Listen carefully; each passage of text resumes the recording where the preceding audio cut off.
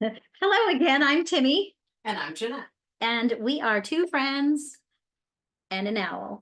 This owl has different topics that we have put in there. We've gotten together and we talk all the time, and we thought and that our talks elevate our brains. I know it does mine tremendously in my life. Um, and we thought we'd start and share these conversations with you. So welcome, and hopefully this will elevate your world. All right, my turn to pick a topic.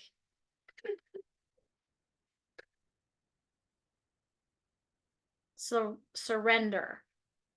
Allow current moment and circumstances to change me. Did I write that? You did. Yeah, I can tell by the way you were reading, but it didn't sound familiar. Surrender. Allow Oh. current moment and circumstances to change me. How could it not change you? Well, it will. But so often as we experience life, we believe we need to change the experience, So we're actually working against the natural flow because, like you just said, how can it not change you? Mhm. But what we do so often as an experience occurs is we fight against it as if we're going to keep it from doing so. Say that again. We fight against the experience as if we're going to keep it from changing us. Because But all life experiences change us. they do, yes. There's a difference between having an experience and resisting, and then having to work through the lesson to get to the change, or there's surrender into the life experience, and the life experience will change you naturally. So I think those are two it's different really things. going with the flow in the moment. Yes. Rather than, I'm just trying to put it in my brain. Something happens, good or bad, we just go with the flow of it. Something happens, good or bad, we don't want it to be there, so we run from it. I'm trying to put it in my brain. Right. Is that what you're talking about? Well, that's what we do most often. Most often as life experiences happen, we have one of two reactions.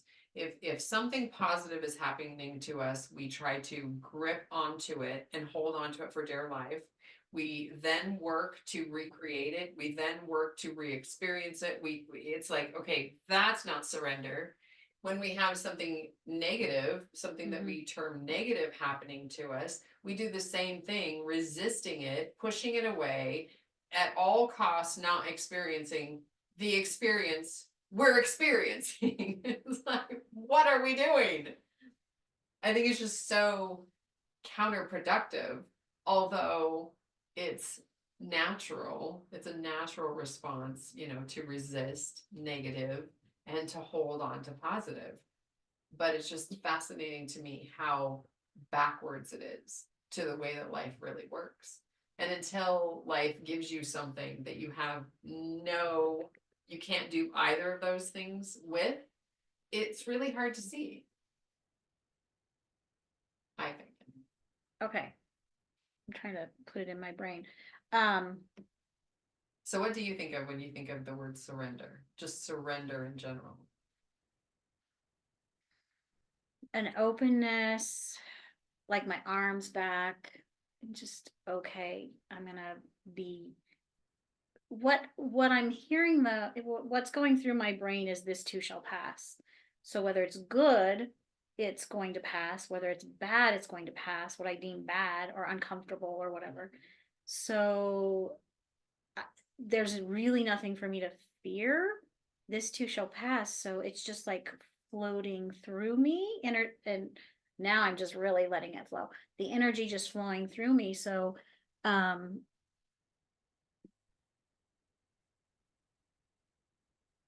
good or bad, this too shall pass. And in that state of surrender, how in what kind of ways do you think life changes us? If we can get to that point of pure surrender, Oh, how does life then change us?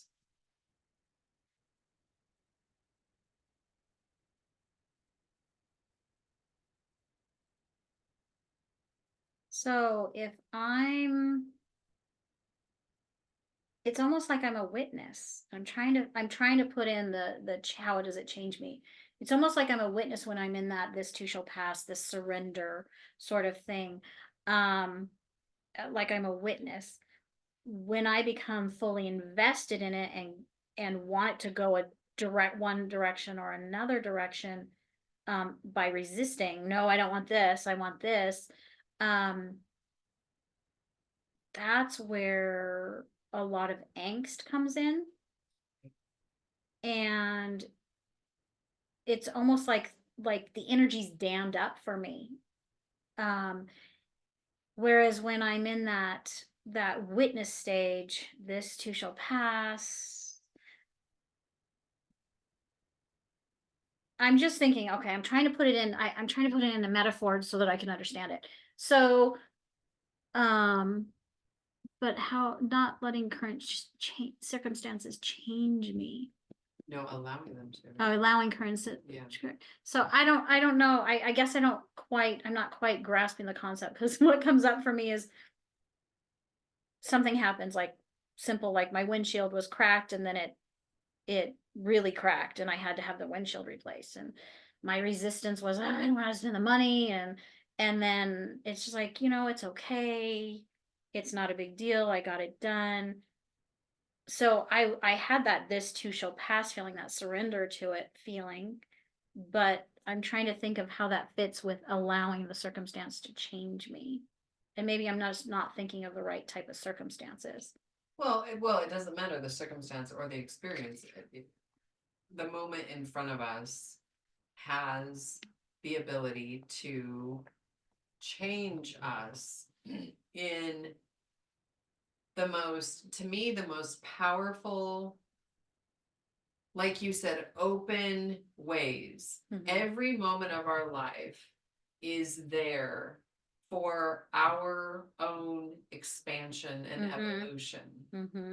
And if we embrace that, then we know, regardless of whether it's quote unquote positive or negative, it's going to expand me. Okay. But we just spend so much time in our lives resisting, as if, even though we can't resist away evolution. We can't do that. It just doesn't work. But we still tend to spend a lot of time resisting, as if who we are is who we need to be forever. And that then does that damming up process. Like this prevents us from being full, authentic expressions of who we are. So I guess it's that movement between, I automatically feel resistance. Wait, let me go back to surrender. Let me surrender in the, but not just in the kind of esoteric surrender and just let it be. It's more, it has more meaning for me, more approachability if I understand that every moment will actually change me. Right. And maybe that is uncomfortable because I know who I am right now. I believe I know who I am. I believe I know who I am. And if I allow every moment to change me, I have no idea. It's like every unknown in life. I have no idea who I will become if I allow that to fully take place. If I sit in that experience more, I have no idea who I am Mhm. from moment to moment. Mm-hmm. And I guess that identity is very tangled up in that. I want to know who I am so that I can pretend I know how I'm going to react. I can pretend I know how I'm going to be. I can pretend I know what I'm going to do 5 years from now. If I don't embrace surrendering and allowing every moment to change me. What comes up is just the fact that um surrendering to the idea that I am changing all the time. Mm-hmm. Surrendering to the idea that moment by moment I am changing by every little circumstance in my life. Um,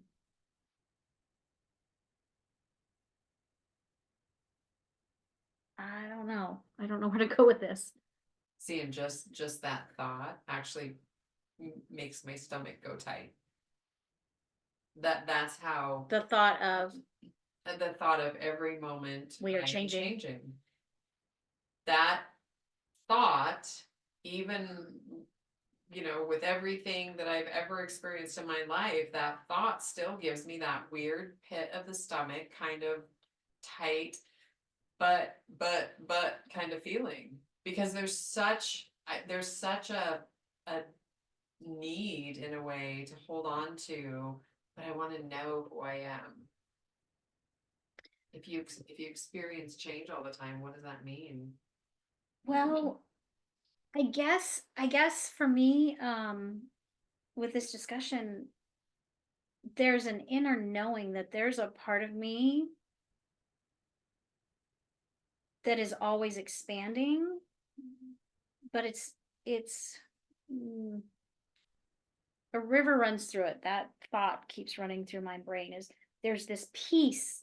I am peace. That there's this peace. Um, I am love. There's a couple things that are truly who I am.